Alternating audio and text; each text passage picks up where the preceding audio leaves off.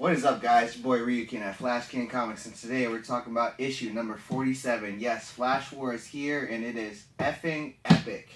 So yes, we're gonna get the creme of the creme in this delicious, appetizing story. It's so exciting.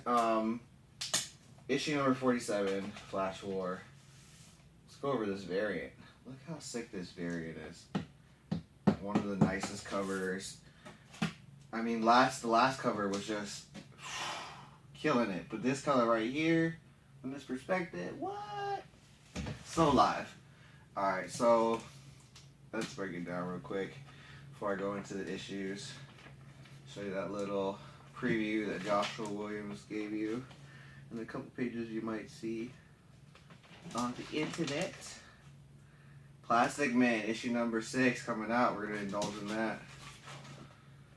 So much. You got Hawkman coming out. Really exciting. Okay, so what's going on in this issue? So in the very beginning, you see Wally West and the Flash Barry Allen both arguing about you're not really for sure, and you're kind of lost. Like, I got my Flash stack right here. I'm trying to reread the whole story, you know, from beginning to now, to just try to replay everything in my head, you know, and it's just so much to go over. It's so epic, you know, the very, you know, breadcrumbs that you think of that you were noticing that, you know, didn't make sense at first, but now they're just getting there. So in the very last issue, Barry Allen was running after Wally West, you know, see where he was at, and he found Wally West, you know, at a place where Wally West, you know, in his head, it was the Flash Museum. It was the museum that had every trophy known to man and all their history. Just anytime they needed to go back, or anytime Wally West, you know, said he needed to go back, this was his, like, sanctuary away from home. Like, this is where he went to just to get away. And now it's not here in this timeline. And we're noticing that, you know, the Flash brings it up. He's like, oh, I didn't want this trophy room collected for me. You know, they always ask me if they want to build a Flash museum, and I just tell them no every time. And in Wally West's head, you know, he's going back and forth with these memories, and it's just so traumatic, you know, what he's, you know, having to replay in his mind. It's what is there and what's not there, and it's just so epic, and it's just crazy. So once you read the end of that issue, then the beginning of the issue kind of makes sense for a millisecond until you flip the page and you realize, I guess what happens 47 minutes earlier, it says, I just want to double check, make sure I'm not giving you wrong facts. 47 minutes and 18 seconds earlier, you know, he's in this situation where, Wally West, the African Wally West, you know, Kid Flash, is building, working on this bike with Iris West, and, you know, they're having a conversation, and in the background, both Flashes are helping stop a tidal wave. It's on the radio. I don't know what's going on, and, you know, even Kid Flash is like, should I go out and help? And they're like, no, they need to handle it themselves.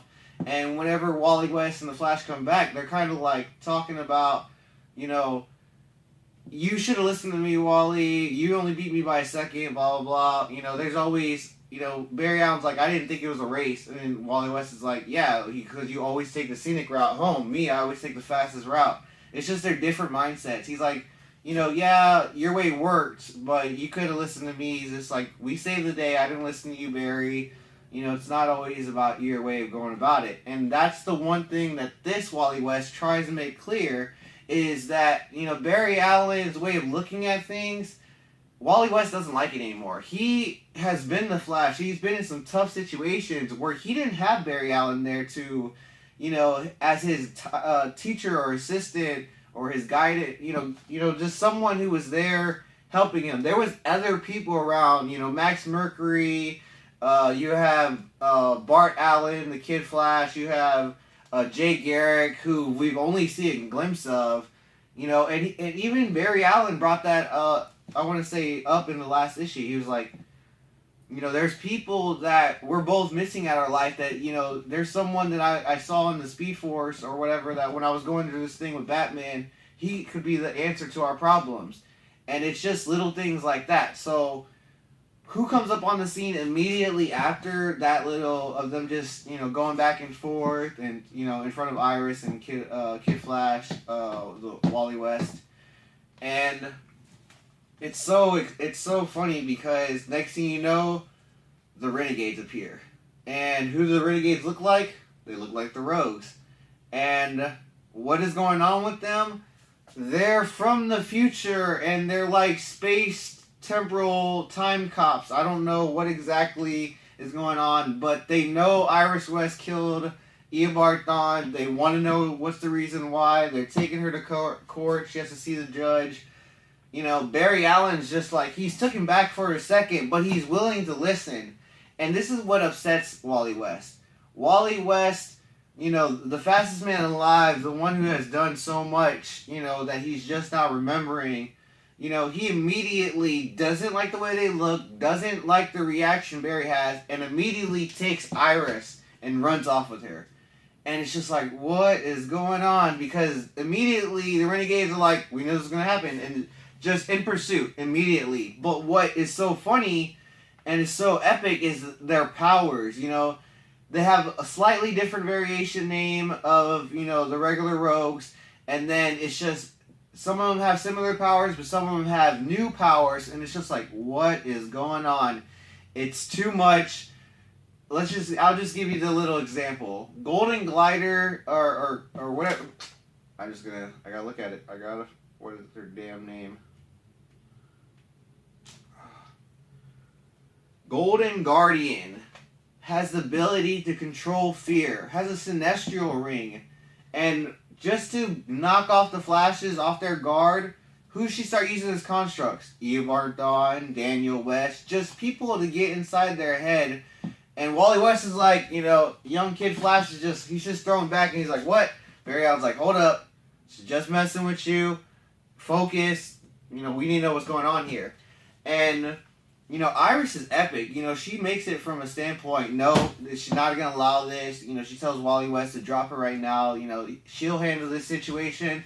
And ever since the very beginning of this Joshua Williams Flash story series, Iris West has been so independent and so, where she just stands so bold and strong in the things she does. Like, she jumps in front of a bullet in front of Barry Allen. She's in hot pursuit with these, she gets kidnapped by the black hole, and the first thing she wants to do is jump out of the van and not even care if anybody's going to catch her at all. Barry Allen just being there to catch her is him being lucky to the scene, but she wasn't trying to get caught. She was just trying to get out the situation in her own way, and it was the same way with Eobard Thawne. She shot him in self-defense, yes, but it was the way that she tortured them. It was the way that he made it clear that there was no way that she could ever run away from this unless she did what she did, and that was kill him. And what's so nice is Professor Zoom is in the background, and, finally they get things under control where, everybody's willing to conversate and, get the point across, and they're gonna time travel to the 25th century, everybody. But who doesn't show up? Wally West. Where's Wally West at? Oh, looks like he's in the museum where he's been looking for his, his sanctuary of everything he looks at. And, the scene that Barry Allen, Iris West, and the whole Renegades and Kid Flash, they pop up in a whole bunch of screens of different Flash. And it kind of makes you remember everybody, Max Mercury, Jay Garrick, Kid Flash, Bart Allen, all these different people. And then you see the exact same thing, but Wally West is in the museum. Everything's kind of broken. And, Zoom's like, I'm here to save you. I'm here to save your kids. Are you going to come with me right now? Or are you going to let Barry Allen, take something else away from you? And it's not that Barry Allen took anything away from him. It's that people played around in the background. That's the whole point of this DC Rebirth. Somebody changed a lot of things. And it's true because Wally West didn't interact with What's that damn fucking... What's that damn girl's name? I can't think of her name right now. Because they didn't have kids, that was that whole little, you know, thing, that whole little fiasco, and it's very upsetting to Wally West because there's a lot that needs to go on, and we need to get there soon. We need to get there quick. We need to know what's going on now, and Joshua Williamson is killing it. I don't know what else to say. This has been an epic issue in Flash War. This is only part 1, and I can't wait for more to come. I'm rereading the story in my Flash stack. I'm only at issue number 11. You know, I read the last 5 pages of issue number 46 just right before I read this. You know, just to kind of give me a little brief summary of, you know, what was going on, you know, with both characters, Wally West and Professor Zoom. And yes, this is epic. This is, you know, what we got going on. Flash War, Wally West. What is going to happen with his kids? Alright guys, I'm out. It's your boy Ryukin at Flash Comics, and this has been an epic week for Flash Wars.